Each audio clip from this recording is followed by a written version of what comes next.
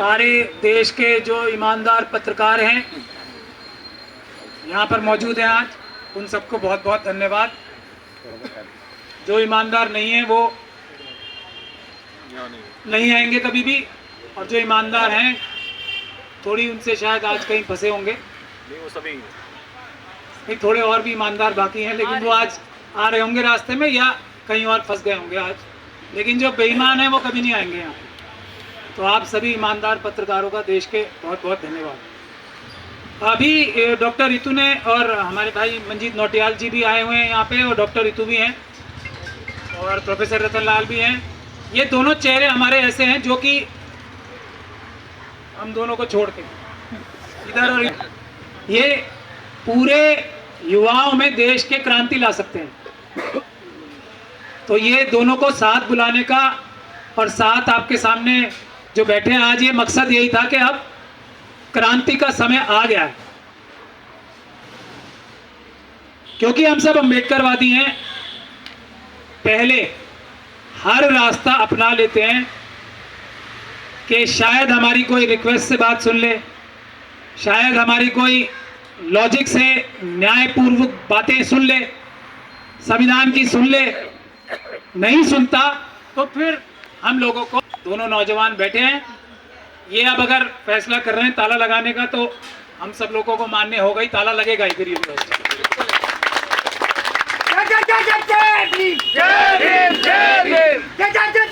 मुखालफत नहीं कर सकते, अम्बेडकरवादी नौजवान इतने ताकतवर होते हैं, हम मुखालफत करेंगे तो हमारा भी कांड हो सकता है। मुखालफत नहीं की जाएगी इस बात की। और वैसे भी इन यूनिवर्सिटीज का फायदा क्या है, जहां पे लोगों को मानसिक रूप से बीमार किया जा रहा है, जहां संविधान की मूलभूत भावनाओं को तोड़कर एग्जाम्पल्स दिए जा रहे हैं कि जो लोग अच्छे होंगे वो यहाँ बैठे होंगे और जो लोग करप्ट होंगे, जो लोग क्रिमिनल्स होंगे वो विदेशों में घूमेंगे।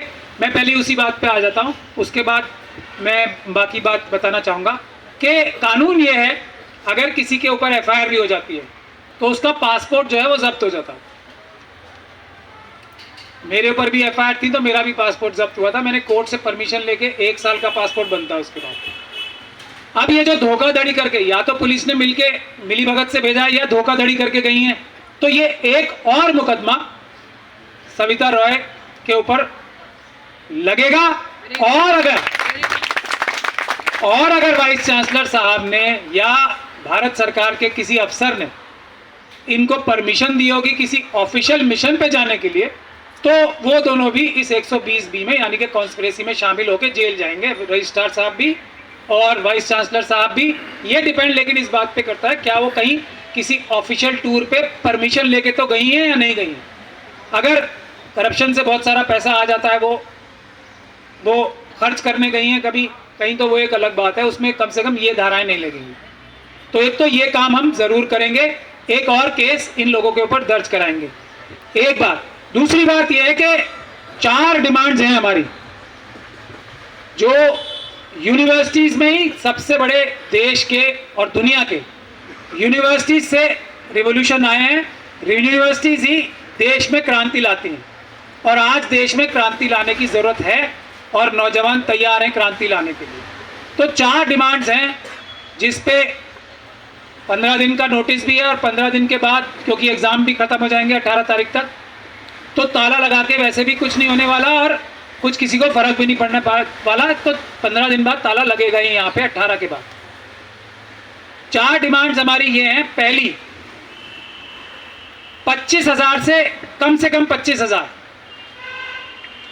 बैकलॉग की नौकरियां SC ST OBC की दिल्ली यूनिवर्सिटी में 25,000 पक्की प्रोफेसर्स की नौकरियां।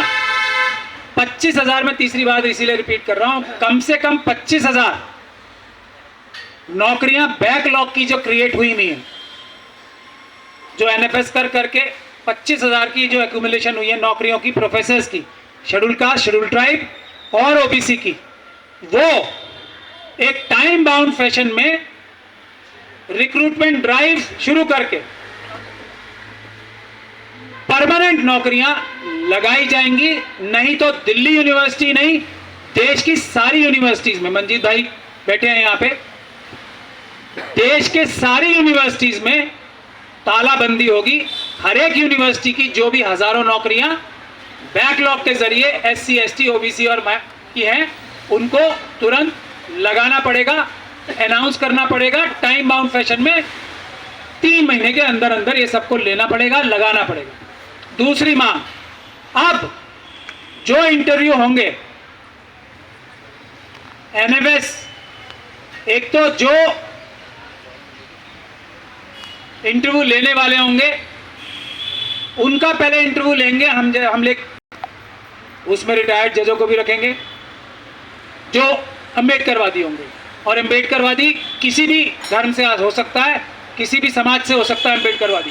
अम्बेडकरवादी इंटरव्यू जो सिलेक्शन कमेटीज बनेंगी उसके लिए हम एक तजवीज़ करेंगे। रिटायर्ड जो अम्बेडकरवादी जजेस हैं उनकी, रिटायर्ड ब्यूरोक्रेट्स जो हाईएस्ट लेवल के ब्यूरोक्रेट्स हैं उनकी एक अम्बेडकरवादियों की एक कमेटी हम अनाउंस करेंगे जो ये इंटरव्यू लेने वालों का पहले इंटरव्यू लेगी कि वो ईमानदार हैं या NFS हैं। वो इंटरव्यू लेने के लिए NFS तो नहीं है कहीं।